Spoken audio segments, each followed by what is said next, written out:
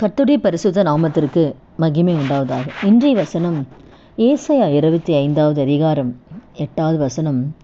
கர்த்தராகிய தேவன் எல்லா முகங்களிலும் இருந்து கண்ணீரை துடைத்து தமது ஜனத்தின் நிந்தையை பூமியில் இராதபடிக்கு முற்றிலும் நீக்கிவிடுவார்.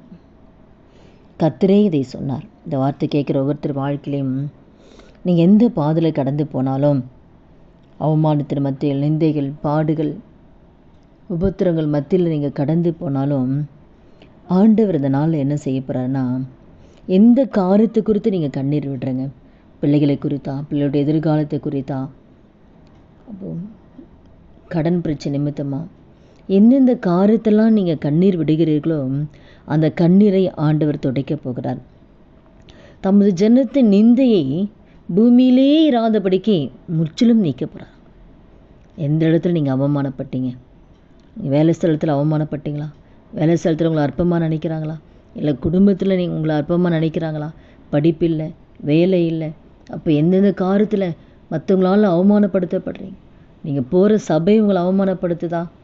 எந்த இடத்துல நீங்கள் அவமானப்பட்டாலும் சரி, உங்கள் வாழ்க்கையில் இருக்கிற நிந்தையை ஆண்டவர் முற்றிலும் நீக்க போகிறார். எந்த இடத்துல நீங்கள் நிந்திக்கப்பட்டீங்களோ, எந்த இடத்துல அவமானப்படுத்தப்பட்டீங்களோ, அந்த இடத்துலையே கர்த்தர் உங்கள் கூட இருக்கிறத நிரூபிக்க போகிறார். உங்கள் வாழ்க்கையில் இருக்கிற நிந்தையை முற்றிலுமாய் கர்த்தர் நீக்க போகிறார். அதனால் நீங்கள் சோர்ந்து போகாதீங்க. கர்த்தர் உங்கள் கூட தான் இருக்கிறாரு, உங்களை நேசிக்கிறாரு. நிச்சயமாக தேவன் உங்கள் வாழ்க்கையில் இருக்கிற நிந்தையெல்லாம் கர்த்தர் மாற்றி போட போகிறார். அன்னாளுடைய வாழ்க்கையில் கூட நிந்தையின் பாதை குழந்தை இல்லைன்னு சொல்லி நிந்தையின் பாதையில் தான் கடந்து போகிறான். அவளுடைய சக்கலத்தை அவன் அவமானப்படுத்துகிறான்.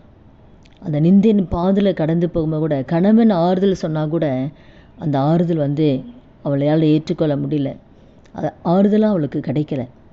அப்போ நேராக ஆணுடைய சமூகத்துக்கு போகும்பொழுது தேவன் வாழ்க்கையில் இருக்கிற அந்த நிந்தையை பூமியிலே இராதபடிக்கு முற்றிலுமாக நீக்கி போடுறார்.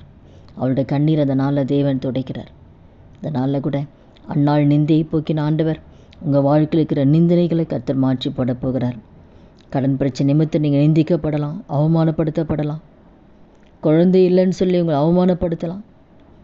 அப்போ எந்த காரியத்தில் நீங்கள் கூனி குறுகி நிற்கிறீங்களோ, கர்த்தர் உங்கள் வாழ்க்கையில் இருக்கிற அந்த நிந்தையை மாற்றி உங்கள் வாழ்க்கையில் ஒரு சமாதானத்தை கர்த்தர் கொடுக்குறார். நல்லா சோர்ந்து போகாதீங்க, ஜெபிக்கலாம். ஆண்டவர் பெரிய காரணம் செய்வார்.